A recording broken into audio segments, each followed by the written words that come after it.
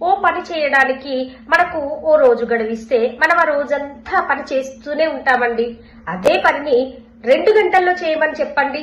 రోజంతా చేసే పనిని 2 గంటల్లో చేయడానికి మన బ్రెయిన్, మన బాడీ చాలా యాక్టివేట్ అయ్యి ఆ పనిని సకాలంలో పూర్తి చేయడానికి ఆరాటపడుతుంది.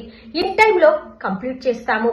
అందుకనే ఏ పని చేసే ముందైనా లిమిటెడ్ టైం పెట్టుకుంటే మన పూర్తి శక్తి సామర్థ్యాలను ఉపయోగించి ఆ పనిని కంప్లీట్ చేస్తామండి. పని చేయడమే ముఖ్యం కాదు, పని చేయగల సామర్థ్యం, సమర్థత కూడా ముఖ్యమేనండి. ఆలస్యం అమృతం విషం అని పెద్దలు ఊరికే అనలేదండి. ఇక నుండి మీరు కూడా ఏ పని చేయాలన్నా నిర్ణీత సమయం, లిమిటెడ్ టైం కేటాయించి మనం పనిచేస్తే మనకు పనిచేసే సామర్థ్యం పెరుగుతుంది. దీన్నే పార్కిన్సన్ సూత్రం అని పిలుస్తామండి. చిన్ని చిట్కాను ఈ రోజు నుండే ప్రారంభించండి ఫ్రెండ్స్. గంటలో చేసే పనిని అరగంటలోనే చేయొచ్చండి. ఇది మీకు ఉపయోగకరంగా అనిపిస్తే మీ ఫ్రెండ్స్ కి షేర్ చేయండి.